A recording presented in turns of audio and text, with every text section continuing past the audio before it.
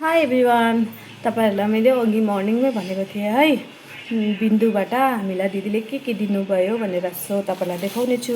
यो चाहिँ हो रायाको साग, हेर्नु होला होइन। रायाको साग दिनुभयो, प्लस अझै छ देखाउँछु। प्लस यो चाहिँ हो बिमबोडी होइन, भक्कु दिनुभयो, सबैलाई बाटेर खायौँ हामीले। बिमबोडी दिनुभयो, प्लस यो चाहिँ हो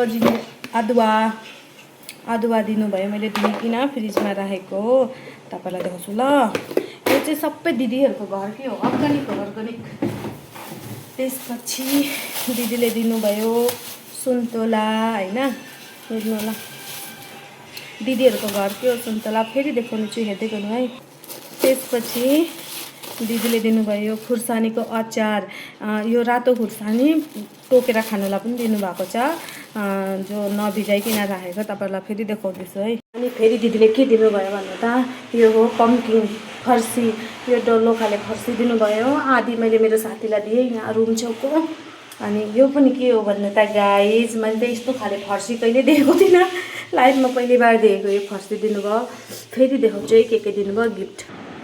त्यसपछि मलाई चाहिँ यो सर्ट जस्तो टी सर्ट दिनुभयो होइन। मलाई चाहिँ यो टी सर्ट साह्रै मन पर्यो होइन। हेर्नु न कस्तो मिठो कलर छ। अब मेरो हस्बेन्डको देखाउँछु है।